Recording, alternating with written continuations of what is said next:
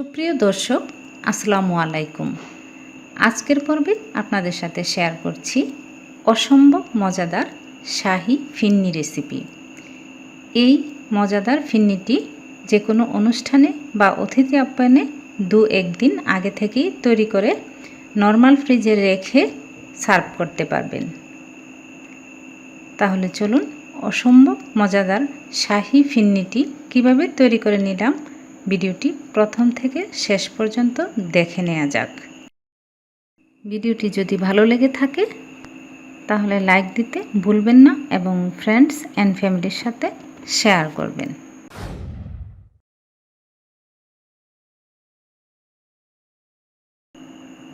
ফিরনি তৈরি করার জন্য প্রথমেই নিয়ে নিচ্ছি 1/2 কাপ পোলাওয়ের চাল। এই পোলাওর চালটাকে আমি 15 থেকে 20 মিনিটের জন্য নর্মাল পানি দিয়ে ভিজিয়ে নেব।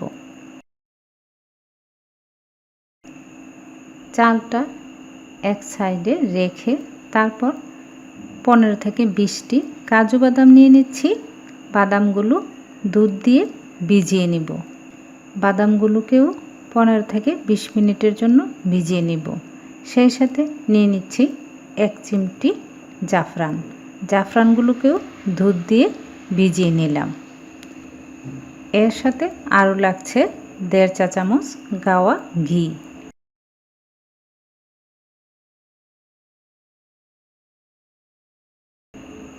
ফিরে এলাম 20 মিনিট পর। চালগুলোকে ভালোভাবে ধুয়ে সামান্য একটু পানি দিয়ে হয়ে যায়। চালগুলো এমনভাবে ব্লেন্ড করেছি যাতে চালটা আধা ভাঙা হয়েছে। সেই সাথে কাজু বাদামগুলো ব্লেন্ড করে নিয়েছি।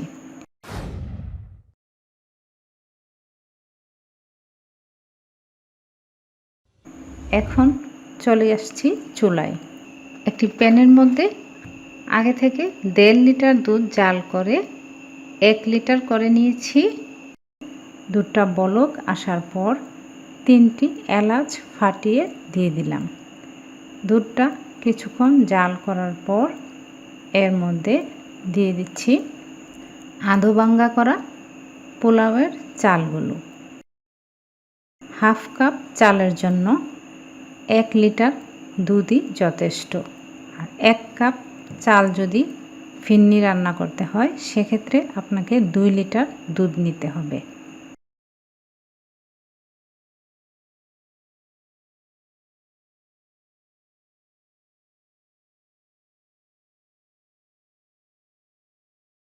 চালটা যখন জাল করতে করতে সিদ্ধ হয়ে আসবে সেই সময় আপনাকে দিয়ে দিতে হবে 1/3 কাপ চিনি। 1/2 কাপ চালের জন্য 1/3 কাপ চিনি যথেষ্ট। যদি আপনি বেশি পরিমাণে মিষ্টি খেতে চান সেক্ষেত্রে চিনির পরিমাণটা বাড়িয়ে দিতে পারেন। মিষ্টির ব্যালেন্সটা ঠিক রাখার জন্য 1 চিমটি লবণ দিয়ে দিলাম।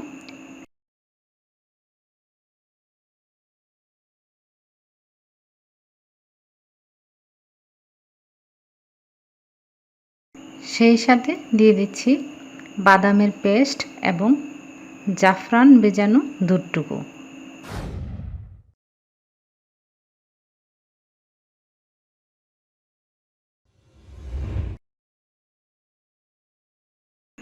দশ 15 মিনিটের মধ্যেই ফিরনিটা যখন রান্না হয়ে যাবে সব শেষে দিয়ে দিচ্ছি গাওয়া ঘি। ঘিটা দিয়ে কিছুক্ষণ নেড়ে চেড়ে এইরকম আঠালো যখন হয়ে আসবে ফিরনিটা তখন চুলাটা অফ করে দিতে হবে।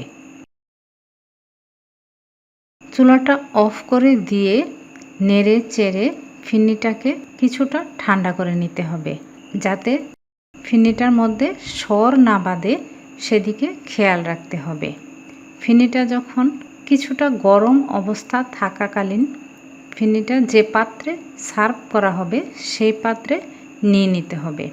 এতে করে ফিরনিটা কোটার মধ্যে সেট হয়ে যাবে। তারপর উপর দিয়ে আপনি কিশমিশ বাদাম কুচি দিয়ে পরিবেশন করতে পারেন। এতে করে দেখতেও ভালো লাগবে, খেতেও স্বাদ লাগবে। আশা করছি আজকের এই ভিডিওটি আপনাদের কাছে ভালো লেগেছে। ভালো লাগলে অবশ্যই কমেন্ট বক্সে আপনার মতামতটুকু জানাবেন। আজকের মতো এখানেই বিদায়। আসসালামু আলাইকুম।